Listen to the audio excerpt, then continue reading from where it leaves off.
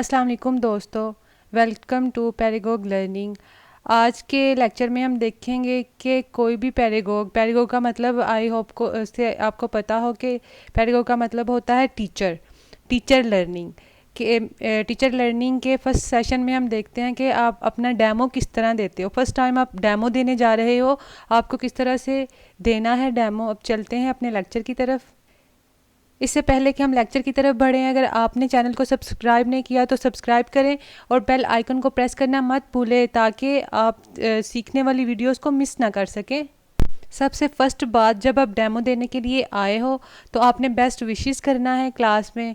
जो भी इंटरव्यूअर आपके बैठे हुए हैं उनको आपने जो है विश करना है, गुड मॉर्निंग कहना है। उसके बाद आपने जो है वो स्टार्ट करना है। मीन्स अगर आपने उनको गुड मॉर्निंग बोला, उसके बाद आपने क्वेश्चन पूछा कि हाउ आर यू, ठीक है। अब आपने उसका आंसर खुद ही देना है कि I hope you are fine. So सबसे फर्स्ट स्टेप है कि आपने अपने क्वेश्चन का आंसर खुद ही देना है। सेकंड वाला जो स्टेप है कि आपने बी कॉन्फिडेंट रहना है अपने टॉपिक में। मीन्स अगर आपको खुद उन्होंने कहा है कि आप अपनी पसंद का टॉपिक चूज़ करें, फिर तो आप I hope so be confident ही होंगे। लेकिन अगर वो आपको अपना टॉपिक देते हैं तो आपने बिल्कुल बी कॉन्फिडेंट रह के उस टॉपिक को एक्सप्लेन करना है। जो थर्ड वाला स्टेप है, आपने be focus to whole class. आपने यही नहीं करना है कि आपके सामने जो इंटरव्यूअर हैं वो 2-4 बंदे बैठे हुए हैं। आपने ये फोकस करना है कि आप पूरी क्लास में, पूरी भरी हुई क्लास को जो है वो लेक्चर दे रहे हो, तो आपने पूरी क्लास में फोकस करना है। आपने इस तरह से प्रिपेयर होकर आना है कि आपके माइंड में ये हो कि पूरी क्लास बैठी हुई है जिसको आपने लेक्चर डिलीवर करना है। फोर्थ स्टेप में ये है कि आपकी वॉइस अच्छी होनी चाहिए कि होल क्लास में जितने भी स्टूडेंट बैठे हुए हैं लास्ट बेंच तक आपकी वॉइस जाए और बिल्कुल क्लियर आप उनको बता सको और क्लास में बैठे हुए सारे स्टूडेंट आपको अच्छे से सुन सकें। इसके अलावा जो 5 वाला स्टेप है वो ये है कि आपने स्टूडेंट के साथ इंटरेक्शन बना के रखना है। ठीक है, आपने स्टूडेंट से जो है वो बात शुरू करनी है। टॉपिक को शुरू करने से पहले, उनको टॉपिक बताने से पहले आपने उनके बीच में पहले इंटरेक्शन डेवलप करना है अपने और स्टूडेंट्स के बीच में। 6 वाला जो स्टेप है वो ये है कि आपने जब बोर्ड को यूज़ करना है तो आपने 45 डिग्री के एंगल से अपने बोर्ड को यूज़ करना है। इस तरह से आपने इंटरेक्ट करना है 45 डिग्री के एंगल से, ताकि आप और स्टूडेंट के बीच में इंटरेक्शन हो। आपने बिल्कुल बोर्ड के सामने नहीं खड़े हो जाना है। आपने अपने और स्टूडेंट के बीच में इंटरेक्शन डेवलप रखनी है। बिल्कुल भी स्टूडेंट से कमर नहीं कर लेनी है ताकि वो बी फोकस्ड रहें।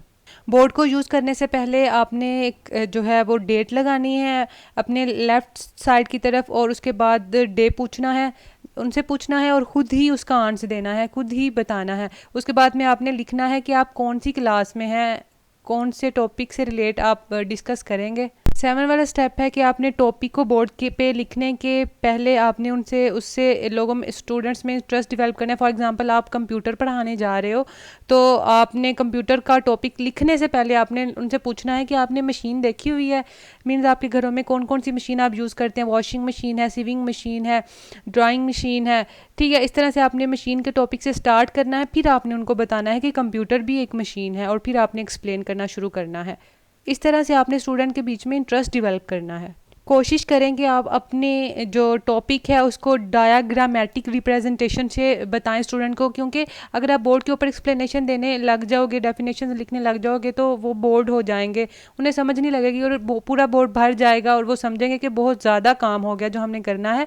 तो आप क्या करें, आप डायग्राम बनाएं और ईजी स्टेप से स्टूडेंट को समझाएं, क्योंकि वो ज़्यादा अटैच्ड होते हैं स्टूडेंट्स डायग्रामेटिक रिप्रेजेंटेशन से। 9 वाले स्टेप में आप क्या करें कि आपने जो पढ़ाया है टॉपिक उसको 1 मिनट के अंदर कंक्लूड करें। लास्ट स्टेप में आप क्या करें कि आप स्टूडेंट से फीडबैक लें, बीच में से पूछें उठा के स्टूडेंट्स को कि आपको क्या समझ में आया, कितना कुछ समझ में आया। अंदर अंदर से स्टूडेंट को रैंडमली उठा के पूछें और फीडबैक लें और उनको यही बोलें कि अगर आपको कोई क्वेश्चन, कोई कन्फ्यूजन और कोई न्यू आइडिया आपके बीच जहन में आ रहा है तो वो डिस्कस करें। अगर कोई क्वेश्चन हो तो आप नेक्स्ट डे भी आके पूछ सकते हैं और अपनी क्लास को बेस्ट विशेस के साथ दी एंड करें। आई होप कि आपके लिए ये डेमो जो है वो इंटरेस्टिंग रहा होगा, आपको न्यू चीज़ें सीखने को मिली होंगी। इन सब में मैं यही इंपॉर्टेंट चीज़ें समझती हूँ कि आपने स्टूडेंट के बीच में इंटरेक्शन डेवलप करनी है, और सेकंड नंबर पे आपने बी कॉन्फिडेंट रहना है।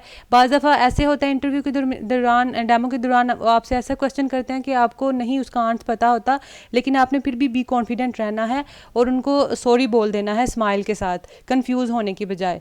बाकी आई होप कि आपको समझ आई हो।